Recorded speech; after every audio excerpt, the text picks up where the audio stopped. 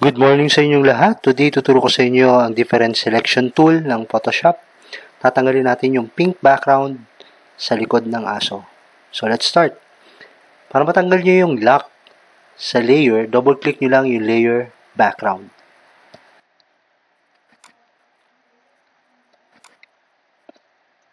Tapos, click nyo yung OK.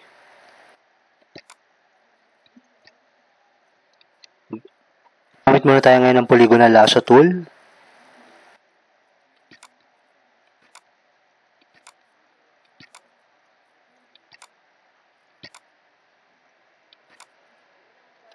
Pag na kayo mag-select, pwede nyo nang ikutan yung background.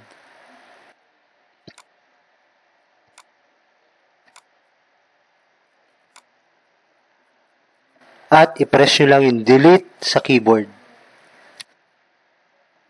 Para mawala selection, press Ctrl D as in daddy. So, ganun gamitin yung Polygonal Lasso. Pwede rin naman tayong gumamit ng rectangular marquee.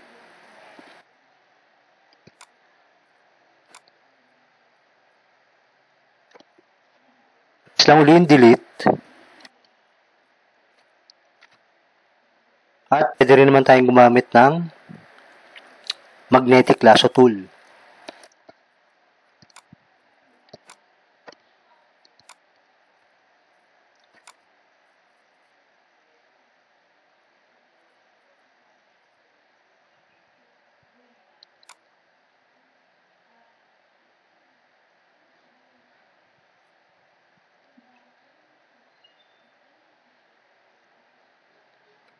Kung nagkamali kayo ng selection, backspace lang kayo sa keyboard.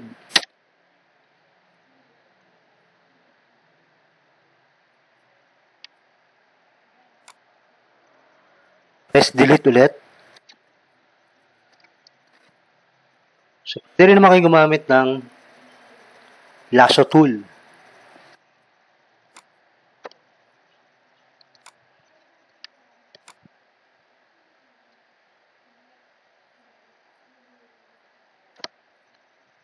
Press delete ulit. And finally, dun sa mga tool na sinabi ko sa inyo, it's up to you kung ano yung pinaka-the best para sa kanya. So sa akin, ang pinaka-the best is yung magnetic lasso kasi kusa siyang kumakapit sa mga edges. Tapusin natin yung pagtanggal ng background.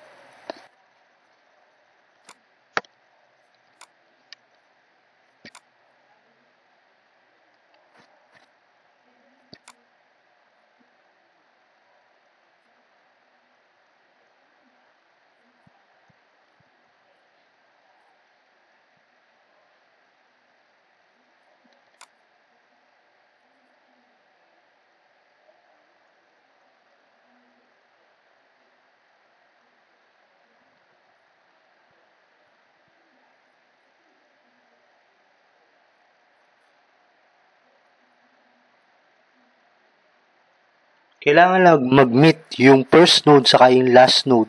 Tapos press nyo yung enter key. Then press delete ulit. So from here, wala nang background yung aso. Pwede na natin siya malipat sa ibang picture. So Ctrl D muna tayo. Ayan, malinis na yung aso. So ililipat natin siya ngayon sa ibang background.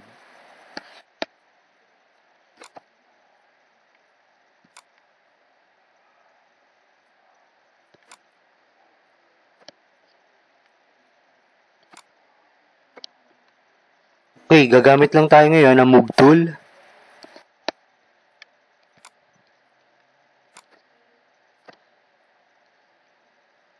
At hindi na natin ma-minimize yung first window.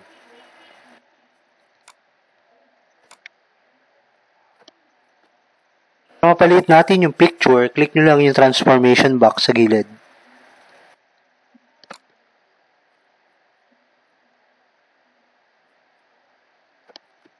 Then press the enter key.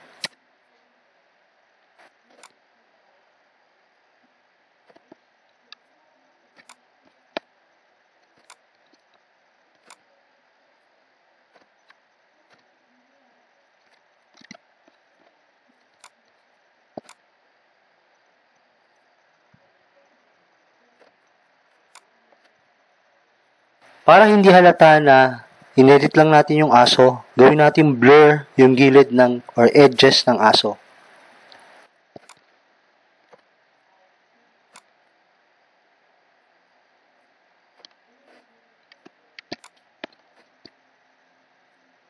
Meron pa akong movement dito.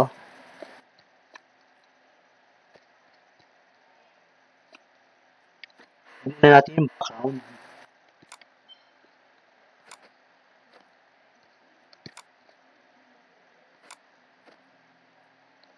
Yung gumamit ng background eraser tool.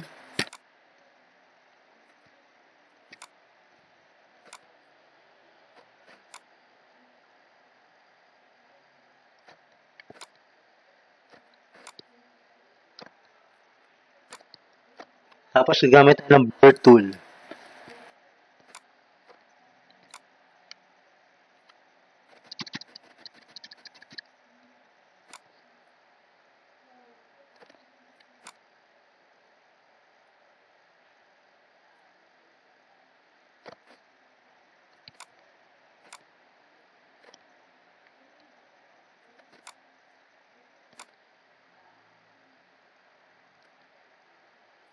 So, ginagamit yung blur tool para hindi sharp yung edges niya. Tap-tap niya yung mga edges.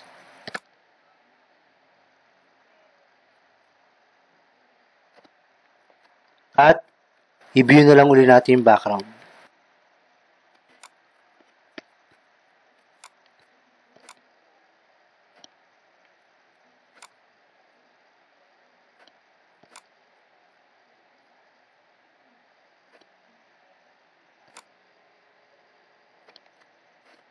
So, kayo na ngayon na magtansya kung gaano kalaki yung aso. It's up to you, guys.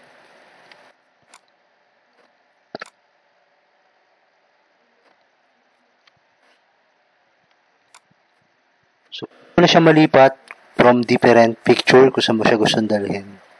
So, ganun lang gamitin yung different selection tool ng Photoshop. Thank you sa inyong panonood at pakikinig. Sana may natutunan kayo. Kung meron kayo natutunan, kindly subscribe to my channel and click the like button. Maraming salamat sa inyong lahat at ingat po tayong palagi. Thank you and bye-bye.